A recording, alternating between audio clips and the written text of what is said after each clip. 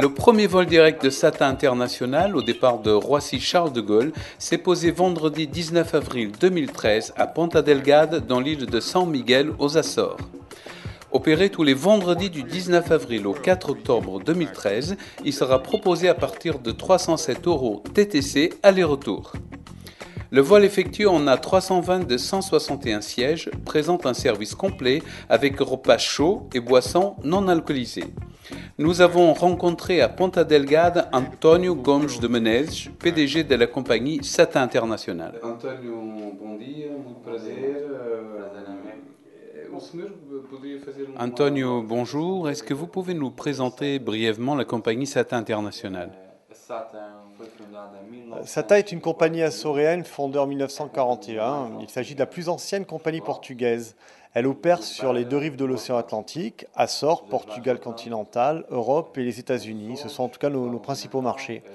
Notre objectif est de développer les flux touristiques en direction des Açores et notamment sur l'important marché français.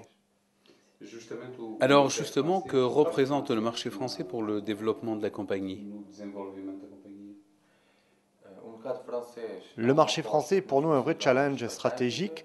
Il s'agit d'un marché prometteur car nous sommes convaincus que les Açores ont beaucoup d'atouts et de singularités sur ces 9 îles qui peuvent plaire à la clientèle française et à d'autres d'ailleurs. Ceci explique le lancement de notre nouvelle liaison entre Paris-Charles de Gaulle et les Açores qui sera opérée tous les vendredis du 19 avril au 4 octobre 2013. Nous avons aussi effectué un important travail auprès de l'ensemble de nos partenaires, tour opérateurs ou agences de voyage. Il s'agit donc d'une ligne saisonnière, mais quel sera le nombre de passagers et le taux d'occupation nécessaire pour la rendre pérenne? Nous pensons qu'au fur et à mesure que la destination sera mieux connue, la fréquentation augmentera et automatiquement nous mettrons en place des fréquences supplémentaires. Notre objectif est de passer d'une ligne saisonnière à une liaison régulière. Alors pour y parvenir, le point d'équilibre à atteindre est de 75% de taux d'occupation en moyenne. Quelle est actuellement la structure capitalistique de la compagnie? SATA International appartient à 100% à SATA Açores, elle-même détenue à 100% par la région administrative des Açores. Quelle est la rentabilité des lignes opérées aujourd'hui par SATA International? Nous cherchons à faire en sorte que la rentabilité de chaque ligne soit au rendez-vous lorsque nous mettons en place de nouvelles liaisons. Alors pour cela, nous avançons progressivement en tâtant le terrain et en testant les vols sur des périodes déterminées avant de prolonger les lignes. Bien entendu, les démarrages sont toujours plus compliqués que les lignes existantes. Il faut en moyenne 2 à 3 ans pour parvenir à l'équilibre d'exploitation. Justement, parmi ces liaisons, quelles sont les plus intéressantes du point de vue financier pour SATA? Nous cherchons à faire en sorte que la rentabilité de chaque ligne soit au rendez-vous lorsque nous mettons en place de nouvelles liaisons.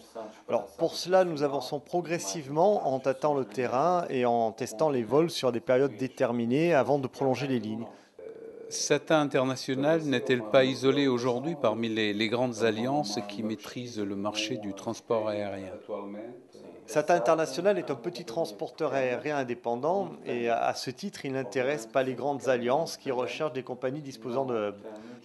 Nous sommes indépendants et retirons profit de cette indépendance qui nous permet en tout cas de bâtir des accords spécifiques de marché à marché, notamment au travers des partenariats en codeshare ou interline. Nous avons ce type d'accord avec la TAP Portugal, Air Europa, Aigle Azur, US Berlin, US Airways, WestJet, etc. Nous ne sommes donc, on n'est pas du tout isolés en fait.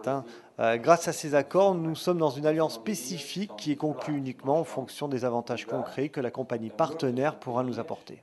Oui, justement, le partenariat avec Aigle Azur est-il susceptible d'évoluer en l'état actuel des choses? Effectivement, les partenariats sont toujours évolutifs en fonction des opportunités et des défis qui se profilent. Nous, on a de très bons rapports avec Aigle Azur et potentiellement, nos accords sont en effet susceptibles d'évoluer dans une logique win-win. La crise économique qui frappe l'ensemble de l'Europe et le Portugal a-t-elle beaucoup touché également SATA International? Oui, en effet, nous avons été touchés très fortement et nous avons réagi de manière très vigoureuse en recherchant à desservir des destinations alternatives, telles celles aux États-Unis, en Allemagne et en France. Les Açoriens disent que les billets d'avion de la SATA International sont chers. Qu'est-ce que vous répondez à cela? Nos prix sont en ligne avec ceux pratiqués par les autres compagnies aériennes régulières, voire même légèrement moins chers. Nous sommes par exemple comparativement beaucoup moins chers qu'Air France. Par ailleurs, les opérations de promotion et de réduction permettent d'offrir plusieurs gammes de prix et des solutions compétitives. Nos tarifs sont équivalents à ceux de Vueling, Aigle Azur ou d'un Air Berlin par exemple. Et votre productivité est-elle au même niveau que ces compagnies low cost? Notre productivité est satisfaisante, mais notre problème est celui de la saisonnalité de nos dessertes. Notre défi est de réussir à augmenter le taux de rotation de nos appareils et de nos équipages 12 mois sur 12, et pas uniquement pendant la haute saison, c'est-à-dire en été. SAT International est-elle aujourd'hui à l'équilibre financièrement parlant? Nous avons bouclé l'année 2012 avec à peine 11 000 euros de résultats positifs. C'est certes un résultat modeste, mais positif. SAT International a connu ces derniers jours des problèmes sociaux et des revendications salariales. Est-ce qu'ils sont essentiellement liés à la crise? C'est une préoccupation forte, mais davantage liée à la crise, à l'austérité et aux mesures de loi de finances prises au niveau national. Nous devons appeler l'ensemble de nos collaborateurs au bon sens afin de pouvoir continuer à travailler et être de plus en plus compétitifs. Justement, quels sont les projets et les challenges de SAT International pour les prochains mois et les prochaines années? Nos projets sont aussi des défis, par exemple réussir de la meilleure manière possible des challenges en cours avec l'Amérique du Nord, mais aussi en Europe avec l'Allemagne et la France en particulier. Merci. Obrigado. Obrigado. Muito obrigado. Até a próxima.